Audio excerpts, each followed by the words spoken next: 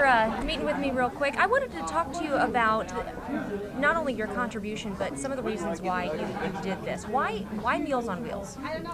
Well, we deal with hunger globally, and we have for a decade. And so hunger across the world is no different than hunger at home.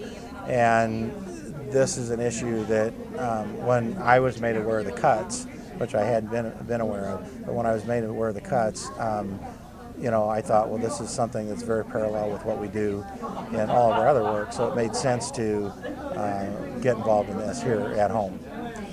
And then how do the veterans come into play? Because I know that is really a place near and dear to your heart as well. And this dollar for dollar match for every dollar that is designated towards a veteran, that's a big component of this campaign. Well, in December I came back from North Korea, and I've been in a number of places where most people don't experience the same freedoms we have. So I think it's very easy to take a lot of those freedoms for granted, and I think we, as a country, all the mistakes that we do make, we still stand for some pretty strong, important principles.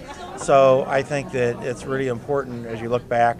You would know that from World War I and World War II and the Korean Wars, you've got a lot of seniors that served our country, and obviously sometimes those numbers are very high in terms of those who need shelter or food these days.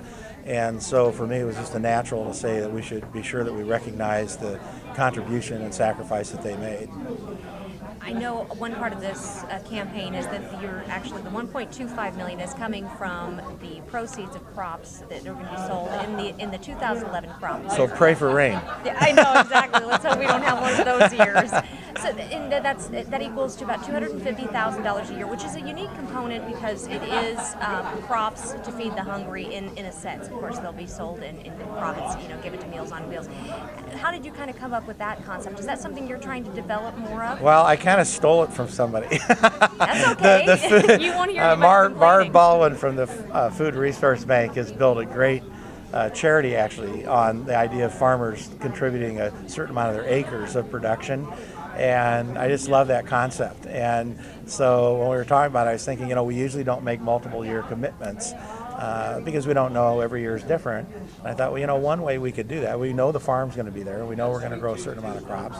So why not just take, several hundred acres, whatever it takes to make sure we have $250,000 every year and make that commitment. So it actually solved my problem of trying to figure out how do we do a 5-year commitment. Well, fantastic. Thank you very Great. much. Yeah, thank you. Appreciate it.